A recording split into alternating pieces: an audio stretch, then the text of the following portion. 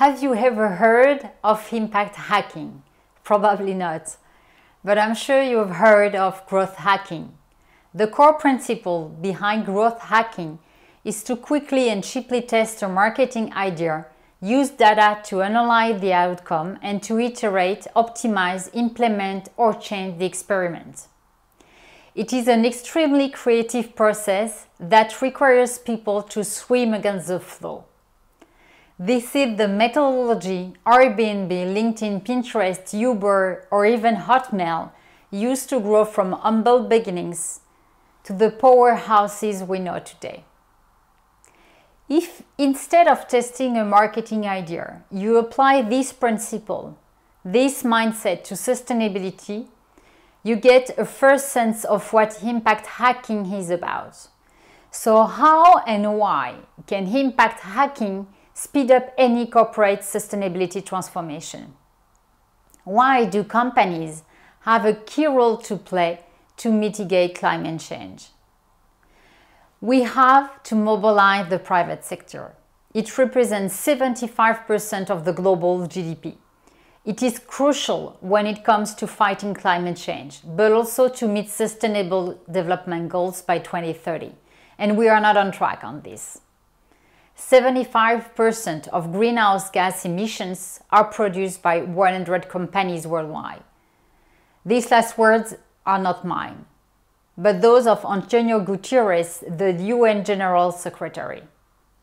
How many speeches on global warming, on climate change, have we listened to without paying the necessary attention, without taking personal action?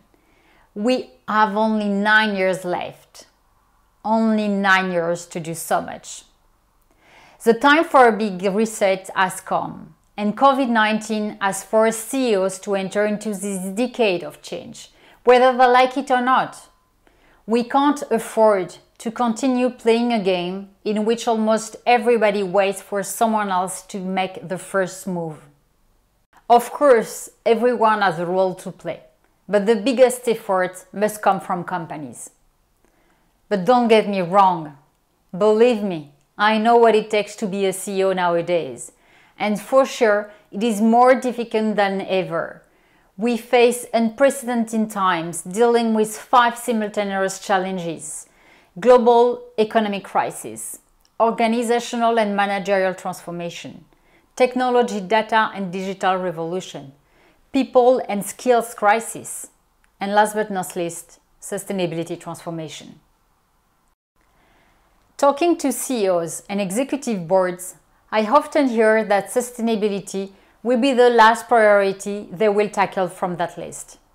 They always highlight the same 3 objections, and these 3 C-suite excuses are captured in these 3 C words: costly, complex, concealed. Before, a CEO's role used to be to demonstrate experience and knowledge, anticipate, predict and plan months or even years in advance. Today, C-suite executives have to become comfortable with less control, dealing with uncertainty and ignorance, but still remaining an inspirational, trusted leader while working with remote teams. What was valid yesterday is no longer applicable in today's world. In 2013, a serious health problem shattered my life and my plans. For 15 years, I had worked for international groups, living on 3 different continents and traveling in more than 60 countries, becoming a well-established executive in charge of digital transformation. Suddenly, I no longer had any control over anything. The life I worked so hard to create was gone. Considering my future looked uncertain, I decided to realize my dream: a 2-year trip around the world with my family, traveling overland through 4 continents. It turned out to be the best decision I ever made, as I learned a life-changing lesson. Why am I telling you this? When facing unprecedented times, you have 3 options. You can run away from the problem, This is a symptomatic survival reaction triggered by our reptilian brain in response to a threat. You can keep going exactly as before, continuing the fight to put a square peg in a round hole until finally giving up or dying of exhaustion. Or you can accept that change, become the new norm. You develop your ability to adapt, to acquire new skill, and to leverage every new experience. But this process to develop a lifelong learning approach is not simple. It requires a lot of humility, of letting go, of resilience, and the willingness to accept help. Personally, I always choose the third option. During this world tour, and especially in Africa, I found out about three fundamental things. Climate change became a reality only when I faced it physically, emotionally, personally, through tremendous heat waves, tropical storm, or getting difficulties to access water. Living in developed countries, climate change remains a sort of fiction, something we see only on TV or in movies. Jugaad innovation and the circular economy were the second thing I learned the most during that trip. I've been so impressed by the way African leaders leverage the few resources they have to make a strong impact, how they ingeniously recycle and repurpose things, how they are focusing on being a solution maker rather than a problem highlighter. As an example, I invite you to Google the M-Pizza Kenyan solution, which blew my mind at that time. We, as a leader from developed countries, we have a lot to learn from the experiences of this continent. The challenges we face now have been their challenges for so long. Last but not least, I learned that sustainability goes along with much more inclusivity. The challenge is not about winners and losers. The economies of developed countries cannot become greener if it is at the expense of developing countries. Today, all C-suite players have to deal with this big reset and implement a big shift which requires them to think differently, to think out of the box. It is time for action. It is time to unleash the power of impact hacking in every company. To come back to the 3C excuses, my challenge is to demonstrate by giving you a concrete example highlighting the principle of impact hacking that the 3 C's can be overcome by 3 I's. Costly can be turned into inexpensive. Complexity can be overcome by iteration. Concealed long-term benefits can be turned into highly visible, immediate impact. The example chosen, colalife, demonstrates the mindset and the skills we have to develop to come up with new solutions. colalife is an independent British NGO founded in 2008, tackling the problem of the global child killer, diarrhea. Somewhere in the world, 1 child dies from diarrhea every minute. This is despite the fact that a simple, cheap, globally recommended life-saving treatment has been available for 30 years. In 2015, colalife launched Operational Trial Zambia.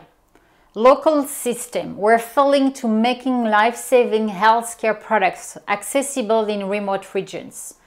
To bypass these deep-rooted bottlenecks for medicine delivery, colalife built a hack, which resulted in a massive growth in the uptake of this treatment in this remote area, from less than 1% to 53% within 3 years. How did they manage to obtain such results in just 3 years and with no investment? They started with the observation that Coca-Cola seems to be available everywhere in developing countries, yet life-saving medicines did not. For sure, colalife did not consider Coca-Cola for the organic properties of the product. But the non-profit analyzed how fast-moving consumer goods like Coca-Cola get into the hands of people living in remote areas of sub-Saharan Africa.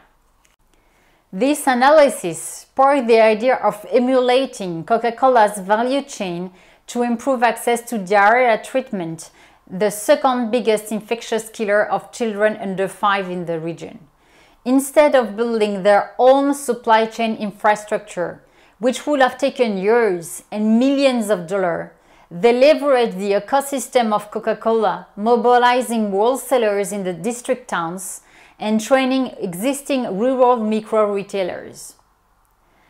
To find out the best way to do it, they've run several iterations in the different areas, improving the process each time thanks to the data collected on all aspects. The outcome and impact of these experiences were measurable and could be leveraged and scaled, replicating this model in other countries. Initially, the problem faced by colalife was complex, definitely costly, if the accepted solution of creating a dedicated logistic infrastructure had been adopted. And this accepted route would have concealed any benefit for the long time that implementation would have taken. During the last years, I went through the process of finding out how to do it differently, how I could leverage what I learned when living or traveling in these 60 countries for the last 20 years, building a global network, chatting with international experts and CEOs. As a result of all of this, in March 2020, I felt I had to humbly do something about it. I founded WeImpact.org to support the sustainable transformation of companies, unleashing my vision of impact hacking. Impact hacking is for me not only inspired by growth hacking, but also involved green and sharing economy, behavioral and cognitive science, no-code data and automation, Jugat and open innovation, while harnessing the benefits of Scrum methodology and lean management. Impact hacking aims in a smart and more affordable way to scale sustainability on the whole value chain of a company to transform any business in a more sustainable, inclusive and fair model while engaging peers, providers, partners, and the entire team of the organization. The old world business patterns, based on top-to-bottom organizational models, self-centered brands, abundant resources, and a divided world, are over. To reach sustainable developments, we have to build a more sustainable capitalism, stop seeing ecology and economy as opposing forces, and reduce the gap between developed and developing countries in accessing greener solutions. Becoming an impact hacker, a clever, altruistic, benevolent, and innovative business leader should become the new norm. It is first and foremost a matter of decision, knowing this is where growth opportunities are, as this is what clients and teams expect from any responsible CEOs. I truly believe Ben Horowitz is right when he says, "What you do is who you are." Having limited resources should be seen as a trigger to be turned into an opportunity, to come up with non-obvious heuristics benefiting from non-intuitive ways to pursue an unconventional solution to a systemic problem. colalife example demonstrates that the three objections, costly, complexity, and concealed, cannot justify the inaction of any companies in regards to sustainability when we know that inexpensive, iterative, and immediate impact solutions exist. The cost of inactions has been estimated at $1.5 trillion. Choosing inaction is equivalent to committing a company to obsolescence, because those who do not move forward move backward. We are running out of time. We can't afford to reinvent the wheel. Instead, we should benefit from any peer's experience or innovation to move forward and to improve faster, We should definitely crack the change, playing more collaboratively, cross-industry, cross-continent, to increase our global impact and speed up this lifetime transformation for the benefits of all. But don't get me wrong, I do not pretend that impact hacking is a miracle solution, which will on its own change the world, save our planet, and impact tomorrow on climate change. But impact definition is when planet, people, profits meet. To get unexpected results, we have to use unusual methods to do what we have never done before while working with unexpected people and leveraging unexpected knowledge. Winston Churchill used to say, "If you don't take change by the hand, it will take you by the throat." Every transformation starts with the first action, and the value is in everything we don't know.